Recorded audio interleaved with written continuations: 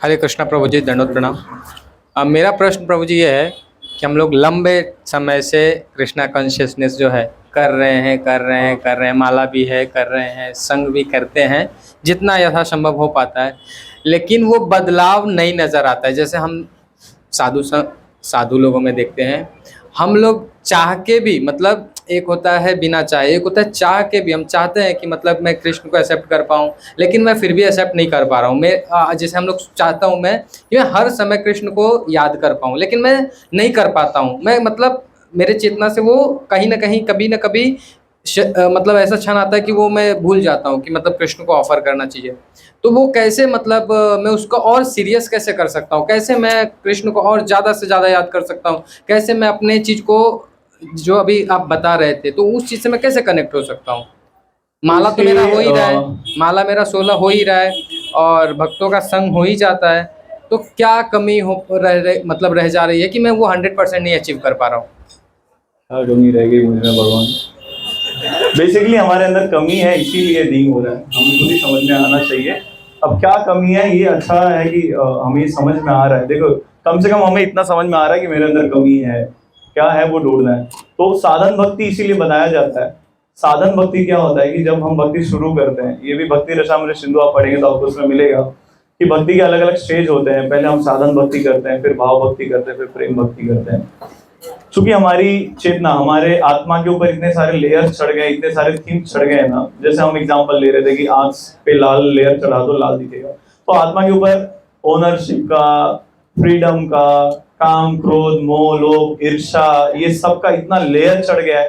ठीक है, तो इमीडिएट है ना, हमें ये समझ में नहीं आ रहा है कि हमारे साथ क्या सही हो रहा है, क्या नहीं।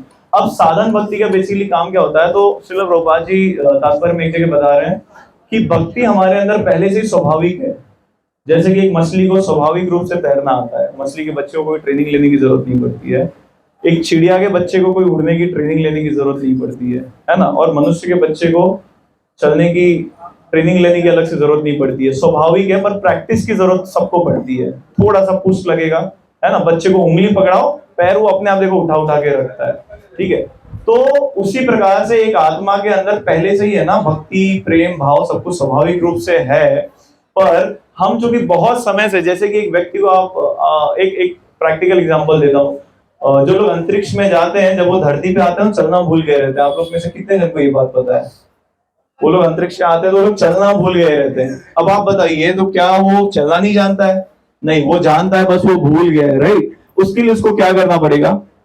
प्रैक्टिस करनी पड़ेगी। तो जितने इंटेंसिटी के साथ, जितनी तीव्रता के साथ वो प्रैक्टिस करेगा, उतनी तीव्रता से उसको अपना सब कुछ याद आएगा। तो ये जो कृष्ण भक्ति है वो स्वाभाविक रूप से हमारे पास है, क्योंकि हम सब कुछ कृष्ण भक्त ही थे, हम सब कृष्ण के साथ ही रहते थे। ठीक है, अब चूंकि हम इतने समय से, आप जैसा प्रभु जी ने सवाल पूछा, आप सोचिए कि आप उसका समय का गणना नहीं कर सकते कि हम कितने समय से वो प्रैक्टिस भूल गए ना। तो इसलिए हमें कुछ याद नहीं है। अब वो उसके लिए क्या है कि हम अपना प्रैक्टिस कितना इंटेंसिटी के साथ करेंगे। जैसे कि इस दीवार को, ये पतली सी इधर एक दीवार रख दे और आप खाली सर लेके ऐसे ऐसे ऐसे ऐसे करो, तो उससे कुछ होगा नहीं। एक फॉर एग्जांपल, जैसे एक सर्टेन अमाउंट से ज्यादा एनर्जी लगेगी तो एक सर्टेन एक्शन होता है। जैसे कि अगर ये है, इसको ऐसे ऐसे मारूं तो नहीं हो, पर इतना जोर से मार दूं तो ये हो जाए। तो अगर हम, हमारा जो साधन की जो तीव्रता है, जितनी जितनी शक्ति से, जितनी इच्छा से हम साधन कर रहे हैं, उससे हमको जितना मिलना था वो मिल गया है। उसका सरल जवाब बस यही कि हमें अपनी साधन की तीव्रता को और बढ़ाना है। अगर आपको रिजल्ट ज्यादा चाहिए तो और तीव्रता से बढ़ाना पड़ेगा। तो उसमें क्या तीव्रता से बढ़ाना पड़ेगा कि 16 माला होता है तो ठीक है, पर उसमें से भी कितना ज्यादा ध्यान से होता है, कितना सारा एब्सेंट माइंड से होता है और कितना प्रेजेंट माइंड से होता है ना। मैकेनिकल स्टैंडिंग कितनी होती है और अच्छे से होती है। एसोसिएशन होता है तो ठीक है, इनका हो रहा है ना, और कितने अच्छे शुद्ध भक्तों का एसोसिएशन हो रहा है। समय के 24 घंटे में से कितने घंटे कृष्ण की सेवा में जा रहे हैं। जैसे ही आपका क्वांटिटी बढ़ेगा ना आपकी, देखो हमको क्वालिटी साधना करनी है। क्वांटिटी साधना करते रहो, घसते रह जाओ। आपका सवाल सही है, हम लोग सब वही कर रहे हैं और उसका है ना वो लाभ नहीं देखते जो साधु लोग में दिखता है ना, कि आनंद में है, ये सब है। तो उसका एक ही जवाब यही है कि हमें अपने साधना के इंटेंसिटी को तेज करना है। दूसरा, हमें कृष्ण से दिन ब दिन है ना प्रार्थना करनी चाहिए। हमें श्रील प्रभुपाद जी से प्रार्थना करनी चाहिए कि आप मुझ पे कृपा करके, है ना, मुझसे ये हो नहीं रहा तो आप मुझ पे कृपा कीजिए। तो जब हम भगवान की उस चेतना में हमेशा रहेंगे, आपको अपने अरेंजमेंट ऐसे बनाने पड़ेंगे कि आपको हर जगह भगवान की याद आए। तो जैसे आपने बोला भगवान याद नहीं आते, क्यों? क्योंकि आपने अपने आप को अलाउ किया है कि मैं भगवान को बिना भोग लगाए खा सकता हूँ। आप बोल रहे मेरी माला नहीं होती, क्यों? क्योंकि अभी तक आपने अपने आप को ऑप्शन दिया है कि माला तो रात में भी हो सकती है ना? आप बोल रहे एसोसिएशन में मजा नहीं आ रहा, क्योंकि आपने अलाउ किया है कि दो जन दूसरी बात भी करेंगे बेस में बैठ के तो चलेगा, कोई दिक्कत नहीं है। अगर आप अलाउ नहीं करेंगे, नहीं नहीं नहीं, मुंह में जाएगा तो कृष्ण प्रसाद ही जाएगा, तो आप बोलो फिर आपको कैसे नहीं याद आएंगे भगवान? याद आएंगे ना, क्यों? क्योंकि आपकी तो कसम है, तो खाऊंगा तो प्रसाद ही खाऊंगा, तो ढूंढना ही पड़ेगा प्रसाद, जहां प्रसाद याद आएगा वहां कृष्ण याद आएंगे, है ना? आपको लग रहा नहीं है मेरे को एकदम ध्यान से चैंटिंग करनी है, तो फिर आपको फिर बाय डिफॉल्ट आपको सुबह प्रयास करना पड़ेगा, सब करना पड़ेगा। आपको लग रहा है मेरे को एसोसिएशन अच्छी करनी है, तो जैसे ही देखोगे ना चुगली हो रही है, हंसी मजाक हो रहा है, गॉसिप हो रहा है, इंस्टाग्राम चल रहा है, यूट्यूब चल रहा है, आप हट जाओगे वहां से। एसोसिएशन का मतलब ये नहीं होता बस बैठ जाओ साथ में और हो जाएगा सब कुछ, किसका एसोसिएट कर रहे हो वो भी। तो क्या देखा जाता है, कनिष्ठ भक्त को मध्यम अधिकारी का एसोसिएशन चाहिए, मध्यम अधिकारी को उत्तम अधिकारी का एसोसिएशन चाहिए। कनिष्ठ कौन होता है? जो मेरे जैसा, जो अपने जीवन में इतना जान चुका है कि भक्ति करना चाहिए, बस इतना ही जानता, उसके अलावा कुछ नहीं जानता। शास्त्र पता नहीं, श्रद्धा पता नहीं, कौन किधर किसकी करनी चाहिए भक्ति पता नहीं, करनी चाहिए। तो आज मेरे को सौरभ प्रभु बोले चल चलते इधर, चल दिया। आज बोले चल चलते उधर, चल दिया। समझ रहे हो? एक फिक्स माइंडसेट नहीं है, फिक्स गोल नहीं है, या फिर बोल सकते हैं फिक्स चेतना नहीं है, क्लियर कट जवाब उसके पास नहीं है कि क्यों कृष्ण की भक्ति करनी चाहिए, क्यों शास्त्र की बात माननी चाहिए, क्यों वेदों को पढ़ना चाहिए, है ना, क्यों आचार्यों को पढ़ना चाहिए। तो ऐसे व्यक्ति के साथ प्रॉब्लम क्या होगा कि आज उसको इधर मिलके, है ना, बोलेंगे चलो कीर्तन कर ले, तो आएगा कीर्तन कर देगा, और फिर यही उसी के पास आइडिया लेके आओ कि चलो डिस्को चलते, तो उधर भी जाने के लिए एग्री हो जाएगा। तो फिर कैसे प्रोग्रेस होगा उसका? तो ये कनिष्ठ भक्त का लक्षण क्या है कि उसकी लोक श्रद्धा होती है, भीड़ की जिधर श्रद्धा उधर मेरी श्रद्धा। समझे? भीड़ की जिधर श्रद्धा उधर मेरी श्रद्धा। पब्लिक ने बोला जुहू जाना है तो जुहू, पब्लिक ने बोला मीरा रोड तो मीरा रोड, पब्लिक बोले कहीं नहीं, चलो कुछ और जाके आते हैं, तो उधर भी, है ना। 10 भक्त बैठे हैं, अरे यार कोई नहीं, बिना कांदा लहसुन का ही खा रहे ना, भले बाहर खा रहे तो क्या हुआ, हाँ चलो कोई बात नहीं, खा लेंगे एक दिन, सही बात है, एक दिन नहीं खाएंगे तो क्या हुआ। और जब मध्यम अधिकारी व्यक्ति जान जाता है, कनिष्ठ से मध्यम पे पहुंचता है, तो उसके जीवन में एक बदलाव आ जाता है, वो डिफरेंशिएट, भेद करना सीख जाता है। तो कनिष्ठ अधिकारी का लक्षण यही है कि वो श्रद्धा होती है पर लोक श्रद्धा होती है, यानी इन्फ्लुएंस होकर उसकी श्रद्धा चेंज होते रहती है। क्यों? क्योंकि उसको शास्त्र का ज्ञान नहीं है, उसकी श्रद्धा फिक्स नहीं है। जब वो शास्त्र पढ़ेगा, इसका एक ही सोल्यूशन है, प्रभुपाद जी की बुक्स को ढेर सारा पढ़ो और माला ध्यान से करो। जब वो साधन कर रहा है इधर से और शास्त्र भी पढ़ रहा है, तो वो मध्यम अधिकारी बन जाता है अपने आप। वो डिफरेंशिएट करता है कि क्या मेरे फायदे का है भक्ति में, क्या नहीं है, क्या कृष्ण को अच्छा लगेगा, क्या नहीं लगेगा। मध्यम अधिकारी फिर भेद करना सीख जाता है। और भी उसमें डिटेल में बताया जाता है कि जो मध्यम अधिकारी का फिर क्या होता है, श्रद्धा फिक्स हो जाती है, उसको हिला नहीं पाओगे। दुनिया भर का लॉजिक दे दो, जितना ज्ञान देना है दे दो, वो जानता है मेरे को क्या करना है, मेरे को भगवान का भजन करना, उसको क्लियरली पता है। और शास्त्र का सहारा लेके उसको, अब उसको इसके साथ अच्छा क्या है, कनिष्ठ भक्त कभी भी अभक्त बन जाएगा, कभी भी अभक्त बन जाएगा। इधर ऐसे सैकड़ों लोगों का नाम होगा जो आते थे फिर अब नहीं आते, तो सब तो भक्त थे, पर दिक्कत यही था कि वहीं रह गए, लेवल चेंज नहीं किया अपना, बुक्स नहीं पढ़ा, है ना, शास्त्र का अध्ययन नहीं किया, फिर वो कनिष्ठ रह गए। फिर एक दिन माया धीरे से पुचकार के बाहर निकाली और ले गई। फिर मध्यम अधिकारी में क्या होगा कि शास्त्र पढ़े, श्रद्धा तो फिक्स हो जाएगी, पर भगवान का कंप्लीट रियलाइजेशन नहीं हुआ रहेगा। और उत्तम अधिकारी बन जाएगा तो श्रद्धा, शास्त्र, सब कुछ उसको इधर सब रहेगा उसके हृदय में, और सबको साइड करेगा, उसको सिर्फ कृष्ण याद आते हैं। जैसे विरक्त, इसका एक उदाहरण दे देता हूँ। गौर किशोरदास बाबा महाराज जी, गौर किशोरदास बाबा महाराज जी जो उत्तम अधिकारी होते हैं, वो तो ये भी सोचते हैं कि अरे सब कुछ तो कृष्ण का है, उसको दुष्ट भी नहीं दिखता। उनको लगता है नहीं नहीं नहीं, ये दुष्ट नहीं है, मैं दुष्ट हूं। समझे? तो गौर किशोरदास बाबा महाराज जी ये सोचते थे मैं किसको कृष्ण का प्रचार करूं, सब तो मेरे से ज्यादा अच्छे हैं, ये उत्तम अधिकारी है। श्रील प्रभुपाद जी ने पूरी दुनिया में शास्त्र का प्रचार किया, तो वो उत्तम अधिकारी थे क्योंकि कृष्ण का पूरा रियलाइजेशन था। पर प्रचार करने के लिए मध्यम अधिकारी जैसा बन गया है कि शास्त्र का नॉलेज और श्रद्धा। प्रभुपाद जी का प्रचार का ये तरीका था ना, शास्त्र और श्रद्धा, उड़ा दिया सबको। तो भक्ति सिद्धांत सरस्वती ठाकुर और श्रील प्रभुपाद जी, ये सब उत्तम अधिकारी होते हुए मध्यम अधिकारी बन के प्रचार किया। आप बोल सकते हैं हमारे स्वान में जितने प्रीचर्स हैं, जितने भक्त हैं, दे आर लाइक मध्यम अधिकारी। मध्यम में भी 3 4 5 कैटेगरी होती है, तो सारे भक्त हमसे तो अच्छे ही हैं। और कनिष्ठ अधिकारी में डेफिनेटली वी आर, क्योंकि हमारी कहीं पे श्रद्धा है, कहीं पे नहीं है। हमारी श्रद्धा आप देखिए भगवान पे, कहीं कहीं कृष्ण अब्सेंट है, कहीं कहीं प्रेजेंट है।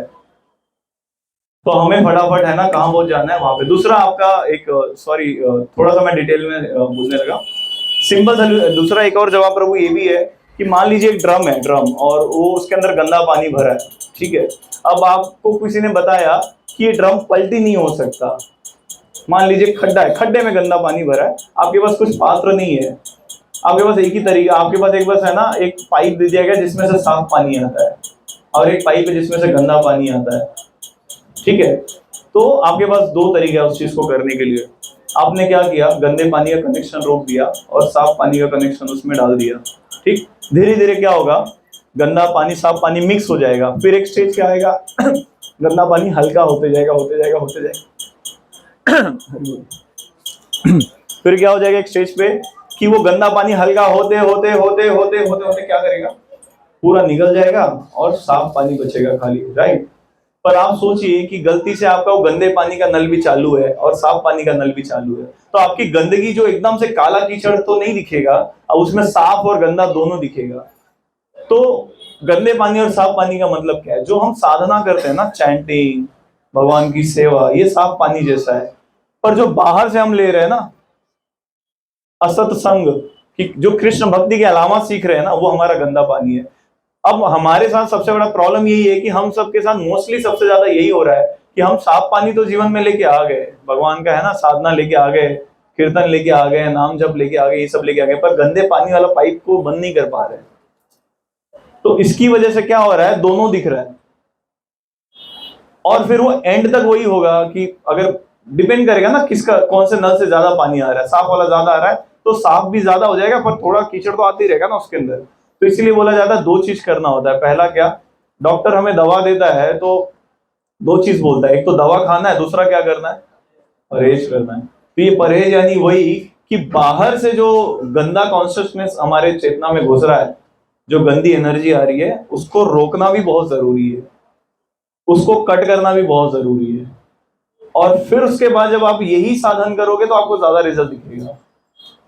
तो दोनों एक चीज करोगे एक साथ तो वो नहीं समझ में आएगा, फिर आपको क्या चल रहा है क्या नहीं चल रहा। समय बीतता जाएगा, माला घूमते जाएगा, थोड़ा बहुत जो क्षणिक लाभ है, क्षणिक लाभ जो शरीर से जुड़े लाभ है वो सब मिल जाएंगे थोड़ा सा, और कुछ नहीं। पर आंतरिक आनंद जो एक्चुअली जिस आनंद की बात होती है वो सही में है तो वो कभी मिलेगा नहीं, और कृष्ण के प्रति प्रेम नहीं आएगा। तो रह रहे के आप देखिए, जब हम लोग कभी कभी माला करते हैं तो रह रहे के डेफिनेटली है ना, कभी कभी ऐसा लगता है कि यार भगवान के पास मतलब थोड़ा सा प्रेम जागृत होता है ना, भाव जागृत होता है, फिर वो गायब हो जाता है। कारण क्या है कि कारण वही है कि हमारे दोनों नल चालू है। तो धीरे धीरे आप उसका वही सोल्यूशन है कि आप भगवान से, गुरु से सबसे प्रार्थना कीजिए कि मुझे हमें शक्ति दे कि हम ये सब चीजों से बचे। और सबसे ज्यादा जरूरी है कि संगत तुरंत बदल लीजिए। जो आपको सिखा रहा है ना कि क्या करना क्या नहीं करना, जो भी आपके लाइफ को इंस्पिरेशन बन के बैठे हैं ना, अगर वो कृष्ण को नहीं जानते ना तो उनको अपनी जिंदगी से निकालिए बाहर। वो लोग आपको ठग रहे हैं, आपको मुसीबत में डालने वाले हैं और दुख में डालने वाले और कुछ नहीं करने वाले हैं। ये हकीकत है। जो कृष्ण के अलावा कुछ और सिखा रहा है वो सिर्फ आपको दुख में डालने वाला है। क्योंकि वो क्या सिखा रहा है पता है, वो राजा से विद्रोह करना सिखा रहा है, आपके कान भर रहा है। तो आपको जो लाइफ में अचीव करना है करो ना। आपको बहुत सारे ऐसे डिवोटीज भी मिलते हैं जो आपको सब कुछ सिखा सकते हैं। वो है ना मटेरियली भी इतने एडवांस होते हैं, आपको हर चीज करियर में भी गाइड कर सकते हैं, हर कर सकते हैं। तो आप भक्तों से लो ना वो सब गाइडेंस। आप बाहर के लोगों के भरोसे रहो मत। ये ठगी दुनिया है, ये दुनिया एक दूसरे से बस शोषण करना चाहती है। शोषण मतलब समझते हो ना, आपसे कुछ लेना चाहती है, पर सब चतुर हो गए हैं ना, तो कुछ दिखा के कुछ ले लेती है, ठग लेती है एक दूसरे को।